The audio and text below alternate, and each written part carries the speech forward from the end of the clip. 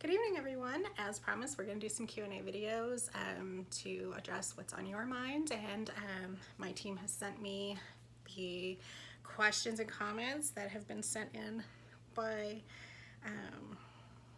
the public. So let's have a little bit of fun and get started.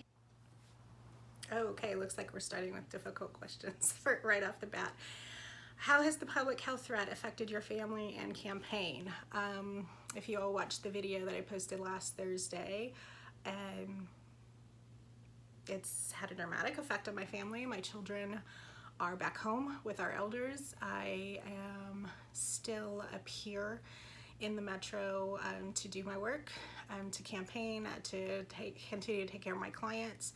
But given the outbreak, I'm staying distant from them. We're doing a lot of, as much as we can, talking on the phone, and then after I go at least 2 weeks with no contact from anyone outside of my home, then I will go down and spend some physical time with my children. But it's hard, but it's a necessary precaution. Both my parents and grandparents are medically vulnerable due to other conditions. I'm not willing to take a chance on losing 2 generations of my family at one time. It's simply not worth it. So I am going to take the advice that I've seen circulating around and act as if you have the virus, even if you don't think you've been exposed, just to try to prevent potentially spreading it to other people if you have been exposed and aren't aware of that. When it comes to the campaign specifically, that's been interesting. We did lit drops the last 2 weeks to just get our contact information out there so people can contact me. I'm hearing from a few people. We probably will stop the literature drops for the time being, just as the numbers go up, and also because, as I said, I need to make sure I don't have any contact. But it has been nice to see people out walking in the beautiful weather and, waving hi from across the street and, have those conversations. I've had people step out on their porch and wave at me, say, "You've got my vote," but we've been very careful to keep social distance and to make sure that, the literature is handled properly with proper precautions, because we don't want to put anybody at risk at all. This is an unprecedented situation, and we're all trying to figure it out as we go. And as I keep saying, we're all into this together. So let's just keep working together and do that. I did mention that in my video last week, as I said, and I received a beautiful message back pretty quickly. Within, I think, a couple hours, I got my first message about that. And she said, "I just watched your video. My youngest daughter and I caught flu type A. We were recommended to self-isolate for 14 days. So we're stuck in our rooms, and the rest of our family is on the other side of the house. It's been hard. My mental health isn't good anyway, but this has added to it. So I really appreciate your honesty and tears. I've had them for a few days. Take care." I did respond, letting this person know that they are free to contact me anytime they need to. I'm going to say the same thing to you guys. Reach out, do what you need to take care of your mental health, because that is important, and self-isolation can take a toll, but there are ways to mitigate some of that. Just let's make sure we're checking on people. I've been making a point to send out text messages to all of my friends at least once a week if I haven't heard from them. I need signs of life. Let me know how you're doing, if there's anything I can do to help. I've done supply drops for people who needed them. Whatever the needs are, we need to be pulling together as a community, because pandemics are not partisan issues. Okay, and I am growing increasingly frustrated about them being treated that way by not just people in office, but I'm hearing a lot of rhetoric from citizens as well. And we can't do that. This is people's lives. This is our communities, our neighbors, our loved ones. This is not a partisan issue, and it cannot and should not be treated that way. And anyone who does treat it that way, we need to pay attention and not put them in positions of power or leadership. because this isn't about blue or red or any of those things. This is about people's lives. And I refuse to behave as if people are expendable and those lives don't matter, because they do. So next question on that cheery note. How would you have responded to the Rona? It's a cute nickname there. I think that's a very complicated situation and a rather broad question. Depends on this, where you're at. I assume they mean if I were in State House, and in that case I would do what I see a lot of our representatives doing, and that's fighting for access to healthcare, for testing, for funding, you know, to help people get through this. We have people who are going out there to work and risking exposure because they can't afford not to. They don't have paid leave. They don't have medical care. So I would be fighting for the needs of the people. If I were, you know, I have frequently criticized the governor's inaction. You know, if I were in his position, I absolutely would have called a statewide orders much before now, because being reactive and only triggering those precautions in counties that already have positive tests does nothing to stop the spread, because COVID-19 doesn't exactly recognize county lines, right? It's illogical, and it's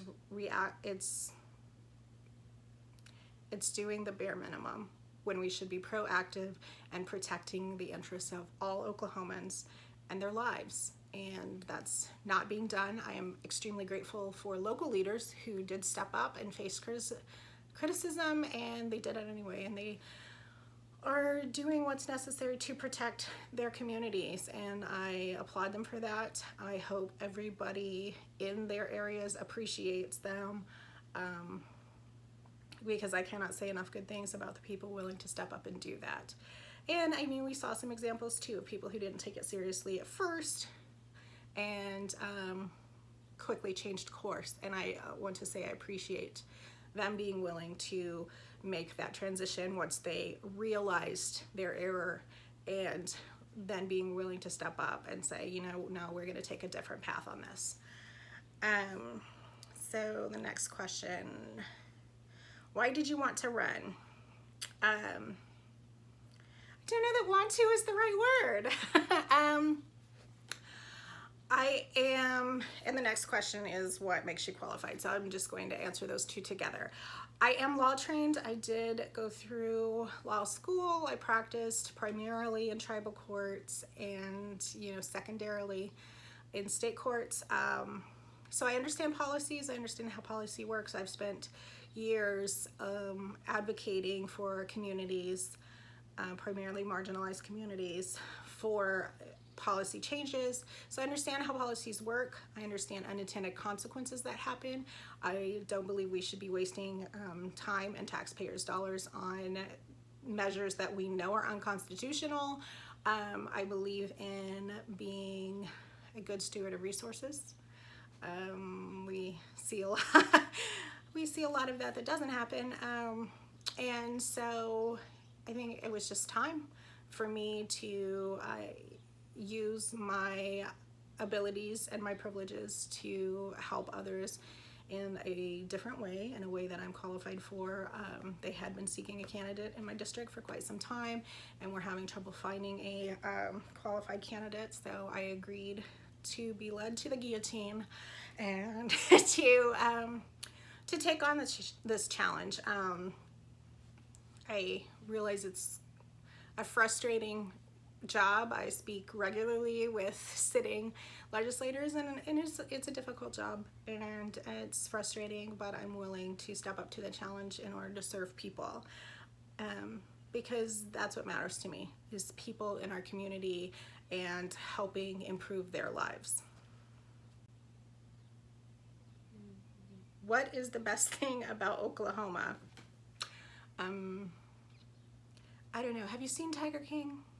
It's trending on Netflix.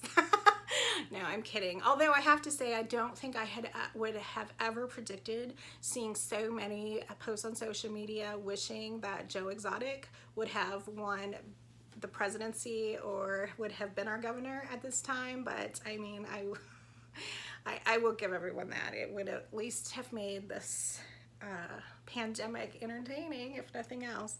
But the best thing about Oklahoma is its people.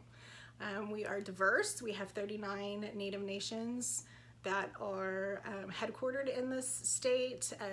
We have a rich and complicated history of colonization and black towns, and it's often been a very bumpy road, right? Very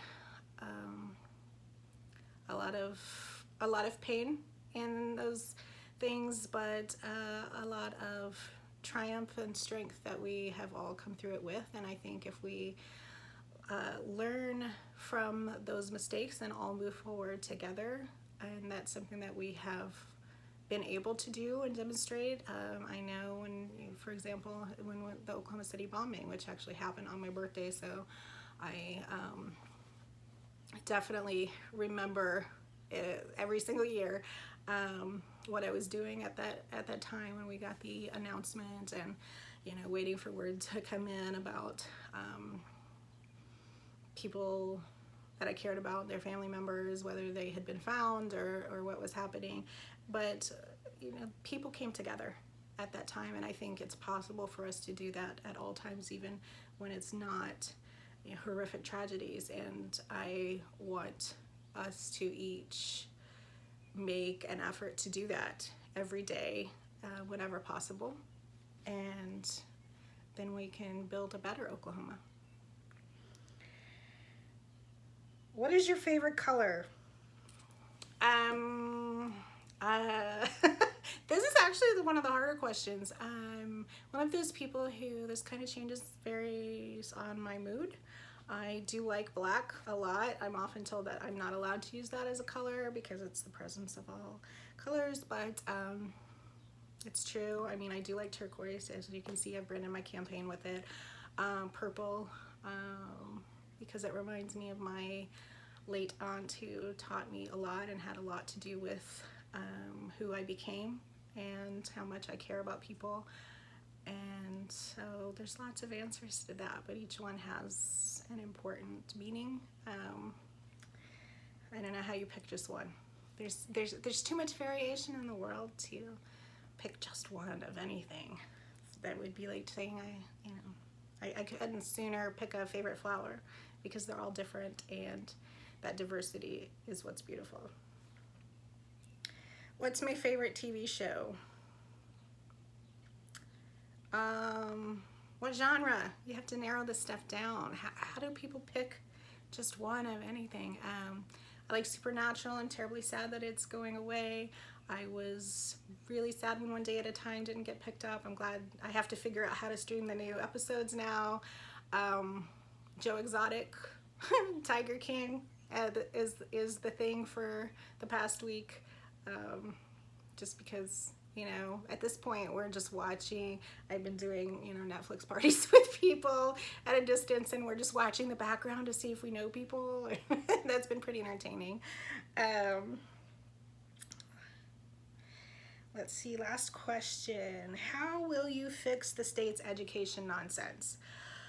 Oh, well, I think the key is, of course, we can have great ideas as elected leaders, but I think it's important for people to remember that no matter what my ideas are, I don't get to go in there and just say, this is what we're going to do.